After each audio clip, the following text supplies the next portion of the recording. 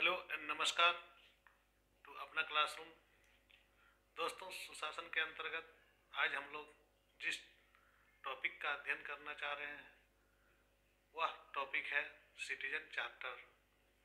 तो क्या है नागरिक चार्टर, इस बारे में हम बात करेंगे।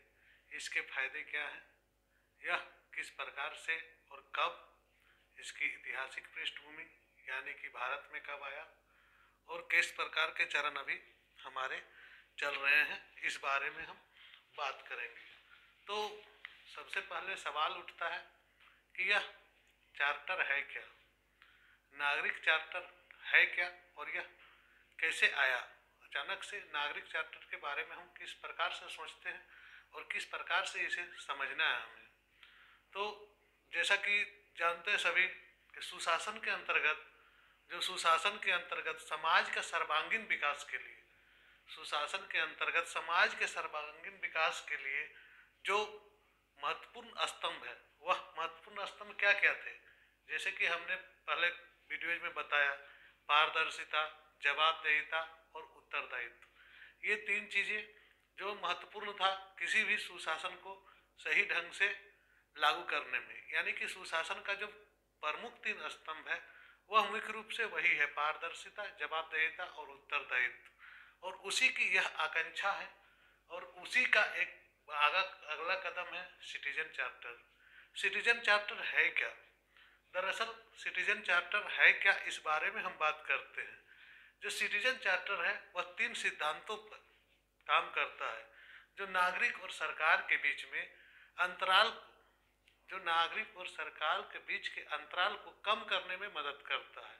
यानी कि सिटीजन चार्टर ऐसी चीज है जो जो गैपिंग होता है सरकार और आम जनता के बीच में, उस गैपिंग को कम करती है। तो बहुत ही इम्पोर्टेंट चीज है दोस्तों सिटीजन चार्टर। और सिटीजन चार्टर बहुत बार पूछा जा चुका है आपका जेपीएससी मेंस में, और प्रारंभिक परीक्षा में भी इससे संबंधित प्रश्न रहते हैं। तो सबसे पहले हम देखेंगे सिटीजन चार्टर है क्या। तो मैं डिस्कस कर रहा हूँ, अगर आप लोग एक्टिव है, अगर वाकई में परीक्षा की तैयारी कर रहे हैं तो आप लोग कोशिश करें उसको लिखने का, ताकि आपकी जो मुख्य परीक्षा की तैयारी हो वह आसानी से हो जाए, क्योंकि यह मुख्य परीक्षा में बहुत ज़्यादा रोल निभाता है। तो इसका सिटीजन चार्टर है क्या, इस बारे में हम बात करेंगे। तो पहले देखते हैं इसका जो परिभाषा है वह क्या है। यह एक ऐसा सार्वजनिक उपक्रम है, ऐसे लिखेंगे, यह एक ऐसा सार्वजनिक उपक्रम है जो अपने नागरिकों को निर्धारित मानकों में बनाए रखते हुए उच्च स्तर की सेवाएं प्रदान करती है। यह ऐसी अवधारणा है कि अपने नागरिकों को जो जो मानक है, उनके जीवन का जो स्तर होना चाहिए, उस स्तर को बनाए रखते हुए उनके जो सेवाएं हैं उसको और अधिक और प्रभावी ढंग से देते हैं। और इसका जो सिटीजन चार्टर की जो अवधारणा है, यह अवधारणा सबसे पहले कहाँ से आई थी, 1992 में यूनाइटेड किंगडम में इसका विकास हुआ था। सबसे पहले 1992 में यूनाइटेड किंगडम में यानी कि यूके में इसका प्रारंभ माना जाता है। और वहाँ पर यूनाइटेड किंगडम में हुआ क्या था कि यूनाइटेड किंगडम की सरकार जो है वो सेवाओं को लेके बहुत चिंतित थी। हमारी सरकार भी सेवाओं को लेके बहुत चिंतित है और सेवाओं को कैसे बेहतर किया जाए इस बारे में बात करते रहती है। तो जो हमारे नागरिकों को जो सेवाएं मिलने जा रही है उस पर सरकार का बहुत ही बड़ा रोल होता है। तो यहाँ पर क्या है, यूनाइटेड किंगडम ने इस उद्देश्य से बनाया कि जो सेवाएं हम दे रहे हैं, जो सेवाएं हम आम नागरिकों को प्रदान कर रहे हैं, उसकी गुणवत्ता क्या है, इस गुणवत्ता को कैसे जांच करेंगे ये लोग। तो उसी आधार पर उन्होंने एक अवधारणा पेश की। तो इसका जो अवधारणा पेश किया और उसी सिद्धांत के आधार पर हमारा नागरिक चार्टर या सिटीजन चार्टर इस धरातल पर आया या हमारे समाज के बीच में आया, इस प्रकार का घटना हुआ था। तो यह लिखेंगे, यह एक ऐसा दस्तावेज है, यह एक ऐसा दस्तावेज है जो किसी भी संगठन संस्था की जनता के प्रति उत्तरदायित्व, उत्तरदायित्व, निष्ठा और जवाबदेहिता को शो करती है। उत्तरदायित्व, निष्ठा और जवाबदेहिता को शो करती है। तो इसका जो सिद्धांत है वह किस सिद्धांत पर काम करता है, ये सिटीजन चार्टर। तो इसका सिद्धांत सबसे पहला है गुणवत्ता, यानी कि जो सिद्धांत है या मुख्य उद्देश्य है वह क्या है। तो इसका मुख्य उद्देश्य है सबसे पहले गुणवत्ता, यानी कि जो सेवाएं दे रही है उसकी गुणवत्ता क्या है, उसकी गुणवत्ता किस प्रकार से है, इस प्रकार से। और दूसरा क्या बात है, जहाँ तक संभव हो विकल्पों का जहाँ तक संभव हो कि किसी क्षेत्र में, जैसे टेलीफोन कंपनी अगर सेवाएं सही नहीं दे रही है तो विकल्प मौजूद होना चाहिए नागरिकों के बीच में, ताकि आप उस सेवा का लाभ उठा सके। तो यहाँ पर विकल्प की बात करती है। मानकों का पूर्ति, जो मानक तय किए गए हैं उन मानकों को पूर्ति करने के लिए एक नियामक होना चाहिए, निर्देशन होना चाहिए। निर्देशन मतलब नियामक मान के चलेंगे, निर्देशन होना चाहिए, एक सटीक नियामक होना चाहिए। उस नियामक के आधार पर आपका कार्य होना चाहिए। जो करदाताएं हैं, हमारे जो करदाताएं हैं, उसके पैसों की वैल्यू होनी चाहिए।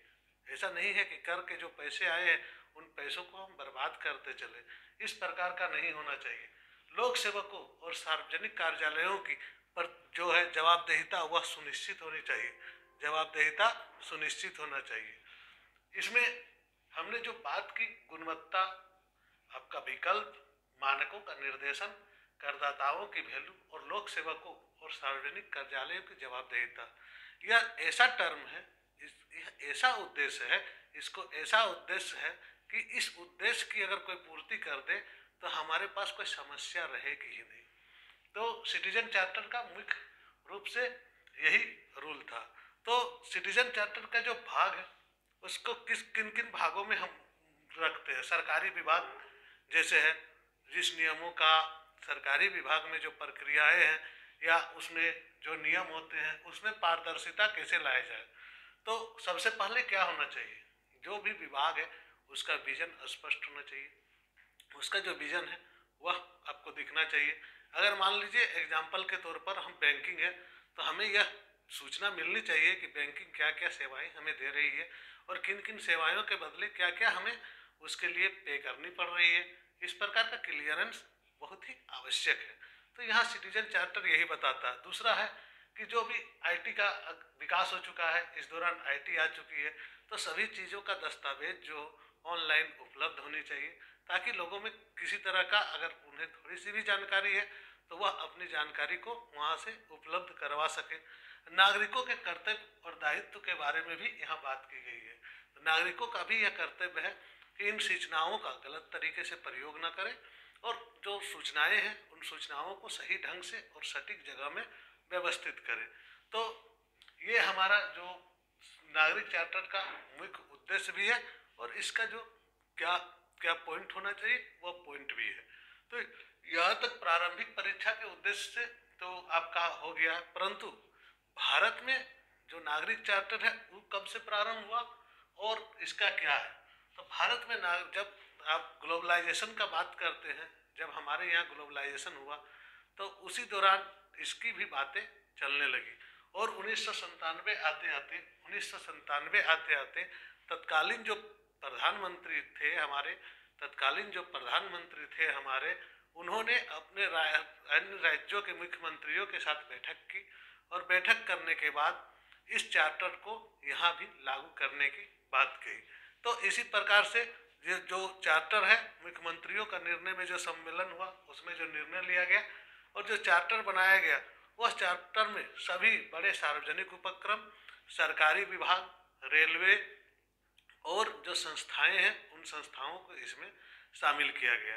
तो भारत सरकार ने इस प्रकार का जो चार्टर जब लागू कर दिया कि यह ऐसा चार्टर होगा, तो इस चार्टर को बनाने में तो समय लगेगा। तो कहाँ से क्या कमजोरी है, उन कमजोरियों को देखते हुए 2005 तक कुल 107 ऐसे चार्टर बना लिए गए जो चार्टर हमारे आज भी कार्य में आता है। तो 107 चार्टरों में अधिकांश चार्टर सरकार की वेबसाइटों पर आज भी उपलब्ध है और उसे पोस्ट कर दिया गया है। इसके बाद जो है इस सिटीजन चार्टर्स का जो संगठनों को भी सलाह दी गई है कि वे अपने चार्टर को अपलोड कर दें। तो यहाँ तक आपने समझ लिया कि भारत में इसका विकास क्या गया। तो इसके विकास का जो चरण है इसे हम 2 चरणों में बांट सकते हैं, जो विकास का क्रमिक है। उस क्रम को हम 2 चरणों में विभाजित करके पढ़ेंगे तो ज़्यादा सटीक होगा। पहला चरण 1990 से 1997 तक का चरण, और दूसरा चरण जो होगा 1997 से अब तक का चरण। तो इस प्रकार से हम इसे सिटीजन चार्टर को समझेंगे। यहाँ हम पहले चरण को पहले ध्यान में देखते हैं। 1990 से 97 के बीच में हमारे यहाँ ऐसी क्या घटना हुई थी? हमारे यहाँ घटना हुई थी कि यहाँ ग्लोबलाइजेशन लागू हो गया था। जब ग्लोबलाइजेशन आ गया तो बहुत सारी विदेशी कंपनियां भी भारत में काम करने के लिए आ गई। तो इस आधार पर क्या हुआ कि यहाँ पर प्रतिस्पर्धाएं बढ़ने लगी। सेवाओं को लेके जो मामले बनते थे उन सेवाओं को अब कंपटीशन बढ़ गई। सरकारी जो क्षेत्र है और प्राइवेट क्षेत्र के बीच में, सरकारी उपक्रम और प्राइवेट उपक्रम के बीच में सभी अपने अपने सेवाएं देने के लिए तत्पर होने लगे। तो इस प्रकार से क्या होगा, हमारे पास विकल्प बहुत ज़्यादा हो गए, और विकल्प के कारण से क्या हुआ, जो पिछड़ेंगे वह यहाँ पर फेल हो जाएंगे। इस प्रकार से हुआ। उदारीकरण और वैश्वीकरण का जो 1992 का जो आपका ग्लोबलाइजेशन और जो वैश्वीकरण जिसको बोलते हैं हम, उससे क्या हुआ कि कंपनियों के बीच में जो कंपटीशन बढ़ा, इसका प्रभाव यह भी पड़ा कि यह जो लोगों की आकांक्षाएं भी इस दौरान बढ़ने लगी। जो लोग जो पहले 2G का स्पीड से ही खुश रहते थे, आज 4G आने के बाद भी उनका स्पीड का लेके इशू होता है।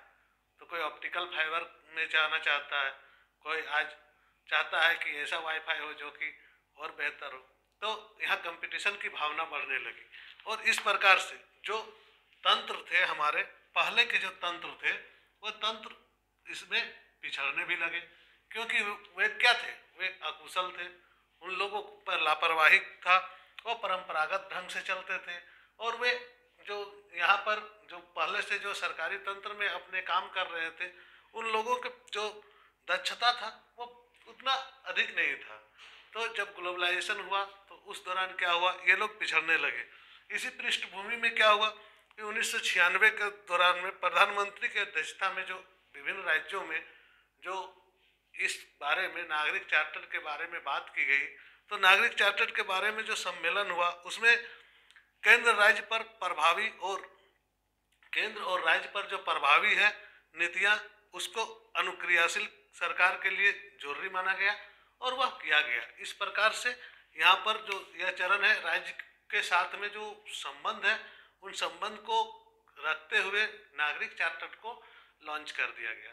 तो नागरिक चार्टर यहाँ पर जो 1990 से 97 के दौरान में सबसे बड़ी घटना यही है कि प्रधानमंत्री की अध्यक्षता में जो बैठक हुई मुख्यमंत्रियों की, उस बैठक में सभी ने आपस में नागरिक चार्टर को अपने यहाँ लागू करने की सिफारिश हो गई और सबके जगह लागू भी हो गई।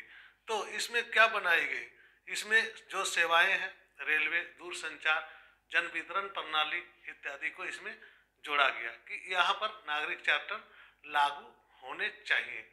इसके पश्चात जो हमारा ये आता है द्वितीय चरण, जो अभी तक चल रहा है।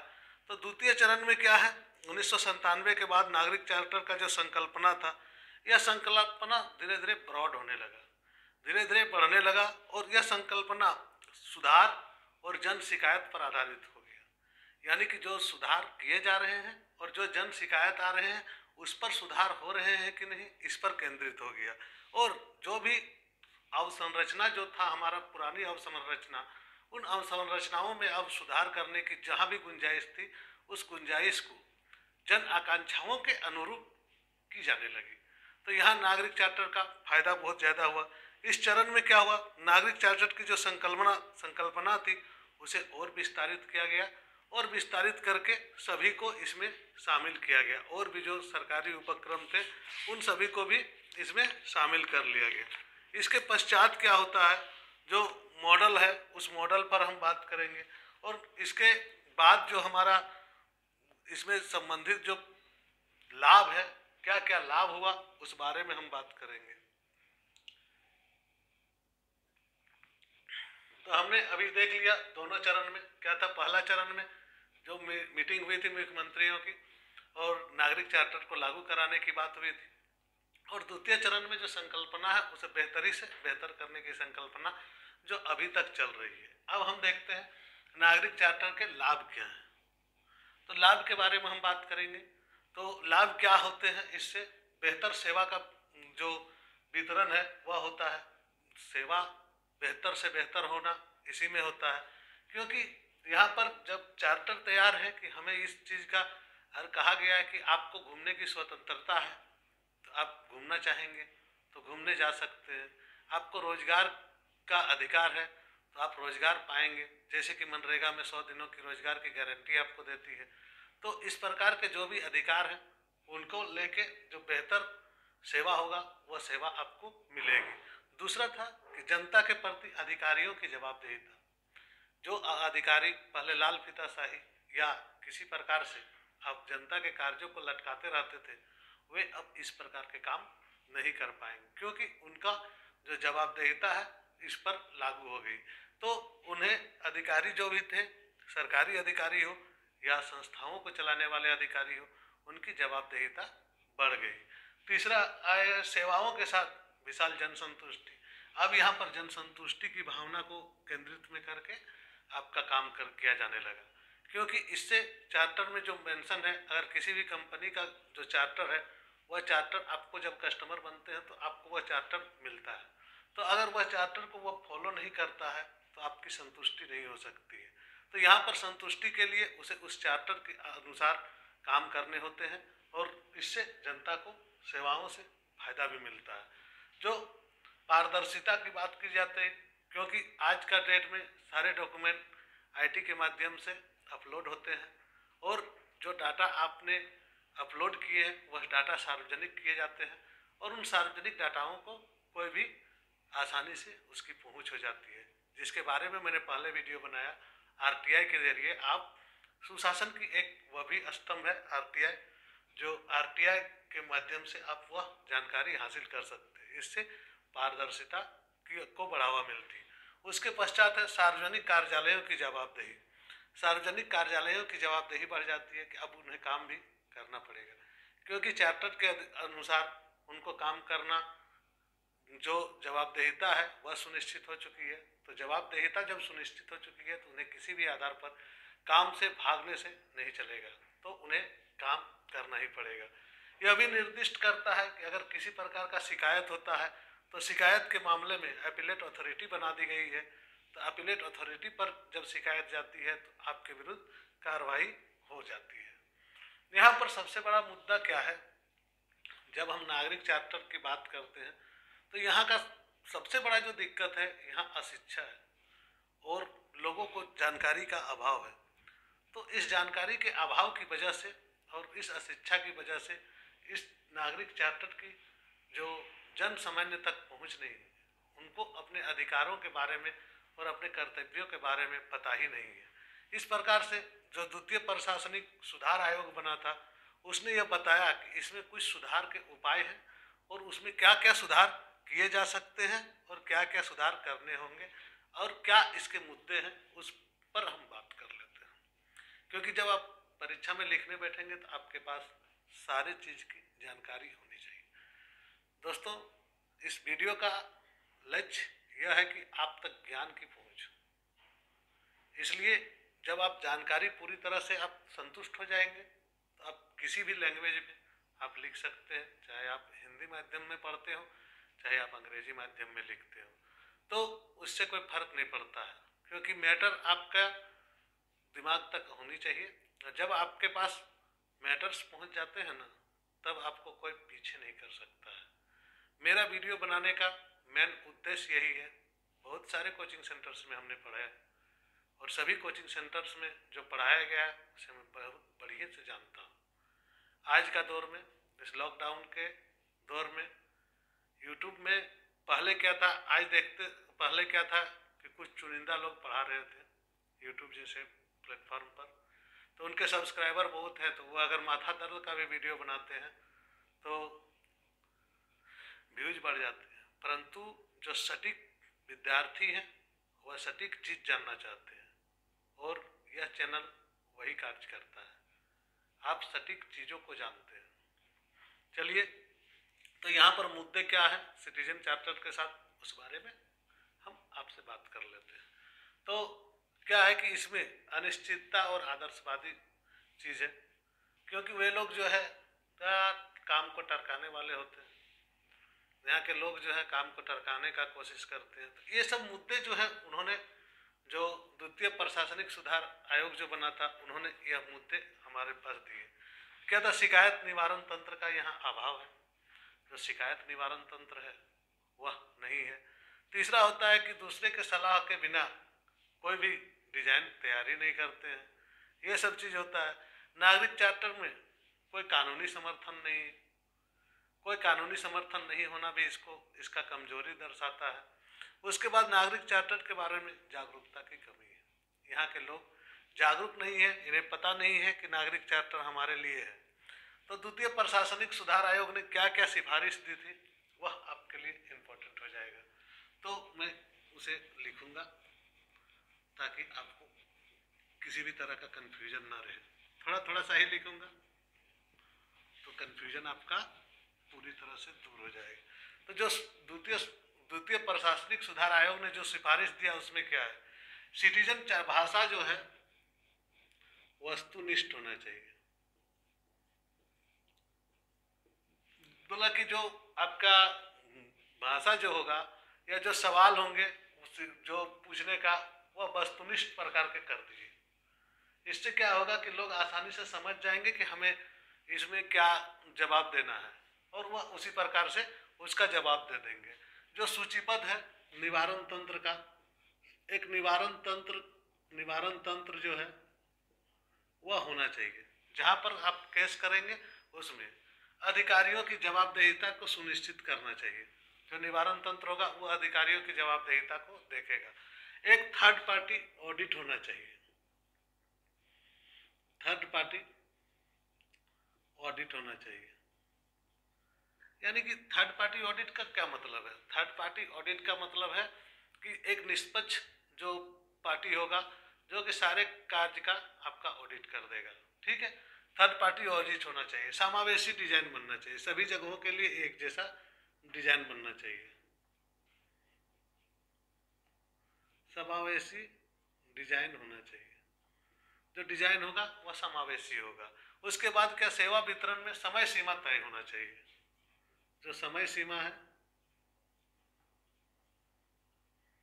एक निश्चित समय सीमा हो तब ना जवाबदेहिता सुनिश्चित होती है ना। इसके लिए ही इसके पश्चात क्या किया गया? जो प्रिंट मीडिया है, इसमें प्रिंट मीडिया,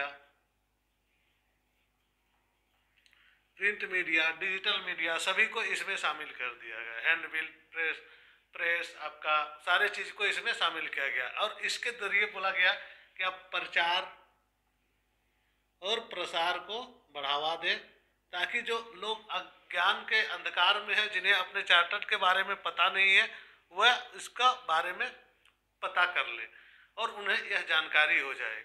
इसी का संशोधन करते हुए जो 2011 में नागरिक चार्टर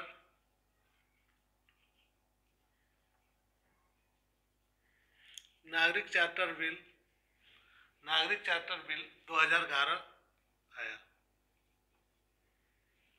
2011 में एक ऐसा ही फिर से सुधार करने के बाद एक बिल पुनः हमारे दृष्टि में आता है।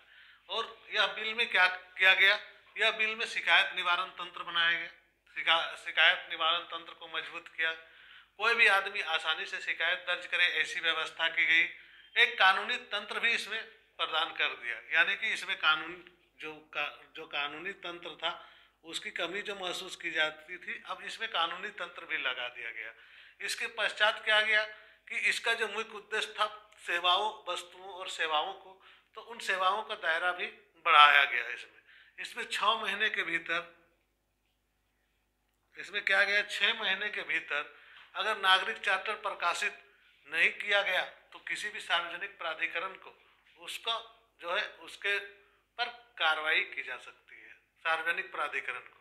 इसी प्रकार से अगर जो इसी प्रकार से जो डिलीवरी सुनिश्चित अगर नहीं करता है या व्यवहार में नहीं लाता है तो उसके लिए हमारे पास कानून तंत्र जो नहीं था अब कानून तंत्र बन गया। इसमें क्या किया गया है, जो नागरिक चार्टर था उसको पूरी तरह से लागू किया गया। नागरिक चार्टर का जो डिजाइन है वह सबके लिए एक जैसा बनाया गया। एक सार्वजनिक प्राधिकरण बनाया गया जो सारे कामकाजों को देखे। एक ऐसा सार्वजनिक प्राधिकरण बन गया जो सभी के कामकाजों को देखेगा। कानूनी नीति या योजना का उल्लंघन करने पर सजा का प्रावधान किया गया। इसके बाद 30 दिनों के अंदर अगर 30 दिनों के अंदर अगर 30 दिनों कहने का मतलब कार्य दिवस 30 दिनों के अंदर अगर शिकायत का निवारण नहीं होता है तो उसका जवाबदेहिता तय की गई। बिल में यह भी कहा गया कि सार्वजनिक प्राधिकरणों की शिकायतों के निवारण में के लिए अधिकारियों की नियुक्ति अगर कहीं आवश्यक पड़े तो उसकी वर्णन की जाए और नियुक्ति की जाए। तो इस प्रकार से अगर देखते हैं हम तो नागरिक चार्टर जो है वो बहुत ही इम्पोर्टेंट हो जाता है। यह आपको 10 नंबर के प्रश्न में मुख्य परीक्षा में पूछे जाएंगे और सुशासन के अधीन है तो प्रारंभिक परीक्षा में भी आपको पूछे जा सकते हैं, नहीं भी पूछे जा सकते हैं, इसमें कोई बहुत बड़ी बात नहीं है।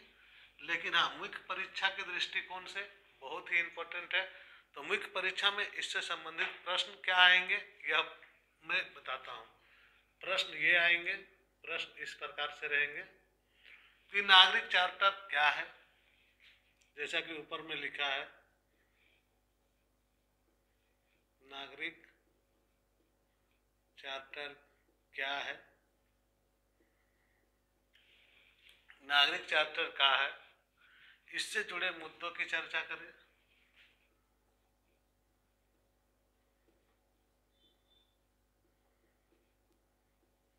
इससे जुड़े मुद्दों की चर्चा करें।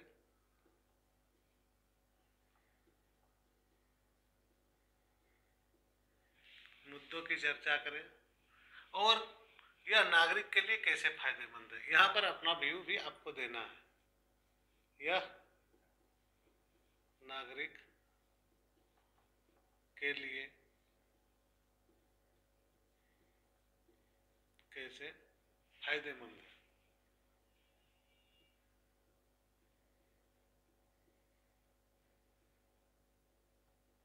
अगर यह तीनों मिला के एक साथ में क्वेश्चन आएंगे तो 20 नंबर के हो जाएंगे और अगर एक एक करके आएंगे तो 10 नंबर के प्रश्न हो जाएंगे।